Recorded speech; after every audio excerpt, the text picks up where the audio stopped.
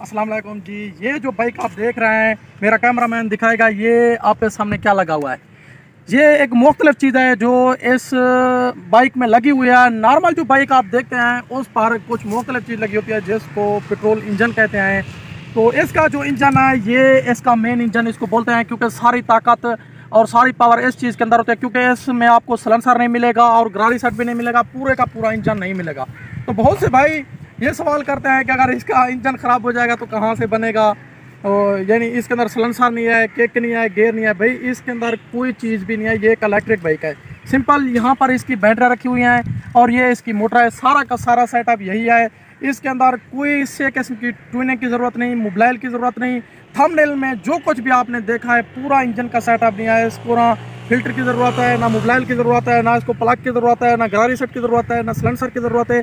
किसी भी चीज़ की ज़रूरत नहीं है। तो ये शॉर्ट वीडियो मैं इसलिए बना रहा हूँ कि बहुत से लोग जहाँ भी हम गाड़ी खड़ी करते हैं यही कुछ पूछते हैं कि भाई इसके जो इंजन के स्पेयर पार्ट है वो कहाँ से मिलते हैं। भाई इसमें इंजन का काम भी बिल्कुल नहीं है। इसके जो बक्सा लगा हुआ है इसके अंदर बैटरियाँ हैं और इसके हब के अंदर डायरेक्ट मोटर है।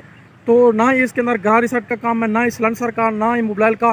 तो बहुत सी ये जो स्पेयर पार्ट इंजन के थे तो इसका जो है ना काम बिल्कुल तमाम कर दिया है इस कंपनी ने इलेक्ट्रिक मोटरसाइकिल बना के।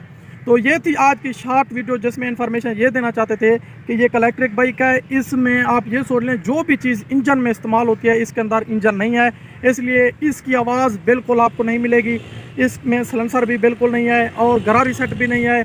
बहुत सी चीज़ें हैं जो इंजन बाइक में हैं इसमें नहीं है। लेकिन एक चीज़ है, क्योंकि इसकी शेप जो है ना जहाँ पर बहुत से लोग भूल जाते हैं वो बिल्कुल 7T की तरह है।